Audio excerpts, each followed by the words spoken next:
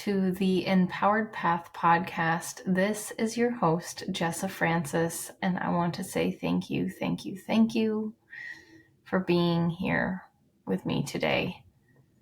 So today is part 2 of my 3-part series on limiting beliefs and the affirmations that we can build in order to combat them when rewriting the script, when rewriting the story of those limiting beliefs and changing the way they affect us and how we move forward and build new beliefs. So today we are looking at the body. Last week, if you did not listen to that podcast, I definitely recommend going back and listening to that, because that was all about our money story and how we think and feel when it comes to money. And it all comes down to, the subconscious thoughts and assumptions that we have and that have been built into our belief system, and how, they're formulated, throughout our childhood experiences, within traumatic events, from the cultural and societal norms, from repeated patterns, and depending on how they came a part of the way that you think, right? And so we looked at money. I shared my money story, and today we're going to be looking at the body, and I'm going to be sharing my story of what I was taught when it came to physical appearance and my sense of self-worth when it comes to the body. And so this is actually a very big discussion, right? And one that I will probably come back to over and over again as we take this journey together on this podcast. Because there's so much that can be said when it comes to our relationship with our body. It's not just limiting beliefs. They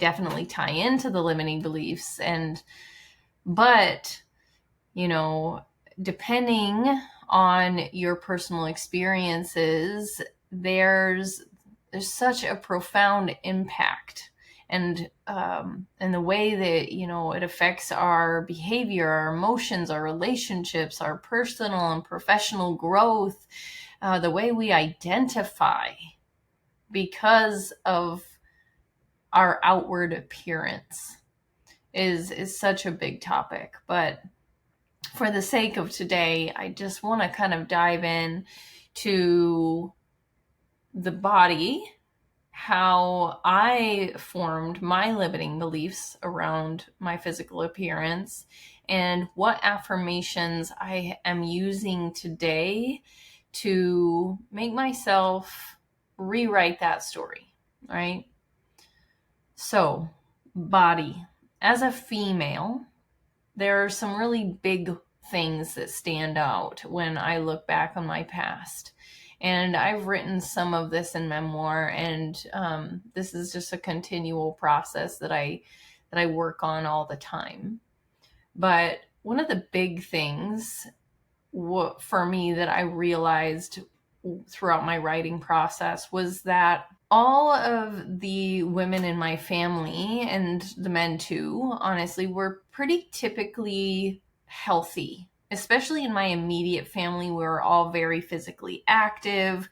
We had a strong sense of pride in our ability to physically work. The manual labor that we could do, the muscle that we had, was very, very important to us. So being physically fit was deeply ingrained into me. And beyond that, we couldn't really be physically fit if we didn't eat pretty well, right? We had to make smart choices to optimize our physical fitness. And so as a young child, that was already being ingrained into me, right? And the difficulty there is that I was taught that no matter how physically fit I was, no matter how healthy I was, it still wasn't going to be enough. Because then as a woman, I was looking at the shape of my body. I was looking at hair, skin, nails, and things like that as well. My mother was tall and slender with big breasts, and I was short. And I didn't have large breasts, and I had a bigger bottom. And this is at a time when, the ideal size isn't what it was today. In the 90s, what women prized was bigger breasts, and now it's the bigger bottoms, and how that fluctuates in itself as well is something we could talk about. But I immediately felt inferior because I didn't have the right chest size. And then I felt inferior because I didn't have this certain type of hair, because my skin wasn't clear, because my teeth were crooked. All of these things I could just pick and pick and pick and pick at myself, no matter how physically fit and healthy I was. So it wasn't just about fitness and health. It was, I was never going to be good enough no matter what I did. And that even tied into my money story, because I could, buy all these fancy products, but I didn't have the money for them, and I would never have the money for them because my money story kept me back. And that's how this works, right?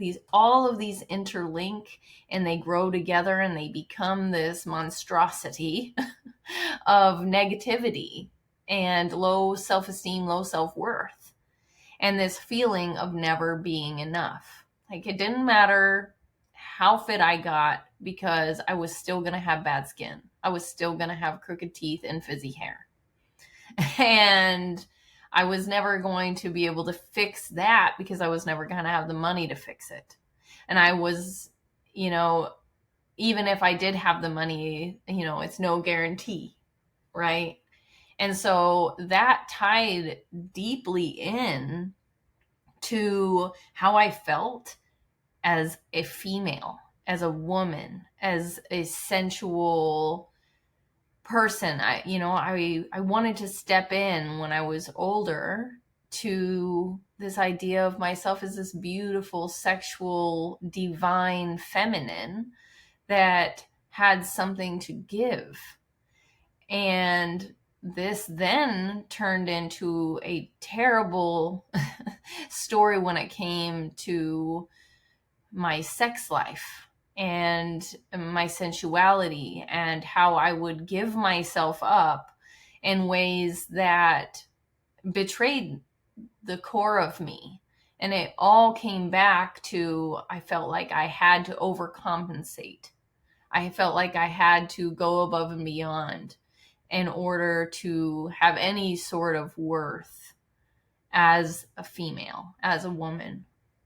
And so all of these stories, all of these things that I was being told about myself as a woman, about my body and my looks, and that doesn't even tap into, today we have all these filters that are wiping our pores off, and then comparison to like what we see on the screen, what we see in magazines. I remember looking through the magazines when I was a kid and then finding all about airbrushing and thinking what is real and what isn't. And then social media now and AI and what it's becoming, it's really hard to step into authenticity when we're constantly comparing ourselves to something that may or may not be real. And with that comes this really big issue with lack, this really big issue with a mentality that says you're not worthy and you're not enough and you're never going to be worthy and you're never going to be enough. As a yoga instructor, for example, I can scroll and look at yoga online, and my body is never going to bend and contort in that way. you know and it's really hard for us when we're constantly, our mirror neurons are firing and we're looking outward at the world all around us and trying to figure out where we fit in. And that's where things like meditation come into play, right? Because we're able to close our eyes, to go inside and not be looking so much at the outside world, but at the world, the vast and beautiful, abundant world within, where we can connect with the light and love that is limitless and plentiful within. And we have to know our story and able to enable us to rewrite what it's saying and how these things are playing out. And so when it comes to the affirmations, I started off with affirmations like, I am beautiful, I am capable, my body is enough, feeling proud of my body for bringing forth life as a mother and for its ability to bounce back, after needing to be healed through various things. And so, yes, I am beautiful, I am youthful, I have glowing skin, I am healthy, I am fit. Yes, those are great, wonderful affirmations.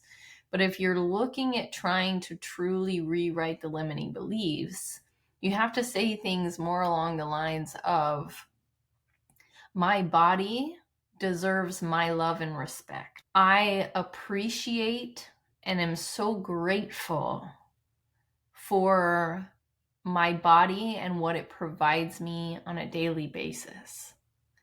We want to build up respect for our body. We want to build up worth for our body. We want to combat the thoughts that we're trying to, define our body and define our physicality in this one way. I am beautiful, I am youthful.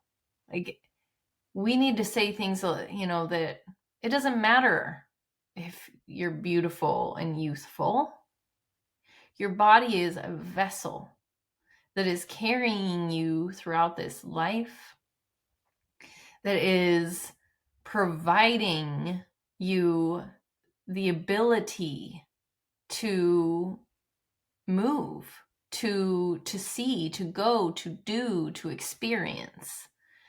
And just that in itself deserves love, respect, and compassion.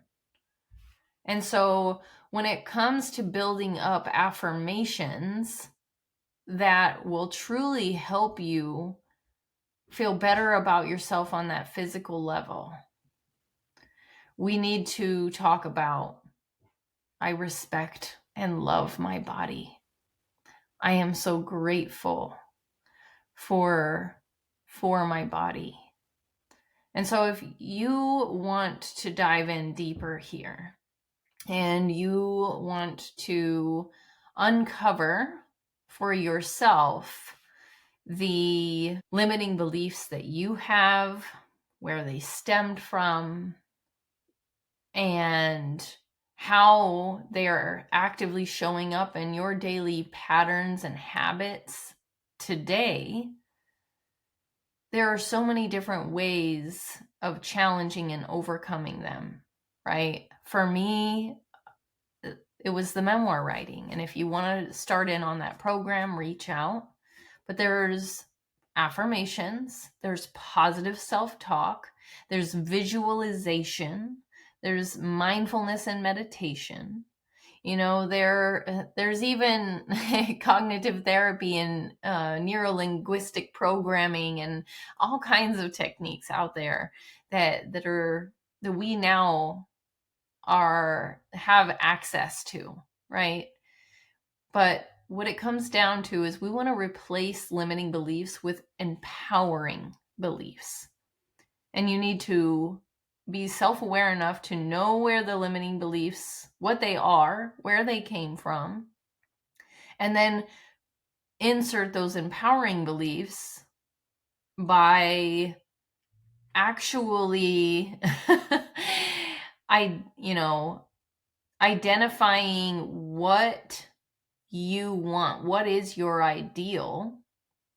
And once you know that ideal, then you can move forward. Because this is a continual practice that has to be done and will change and will morph as you age, as you move through life, as you learn more about yourself, as you evolve. You're going to be able to look and find evidence that will support your empowering beliefs.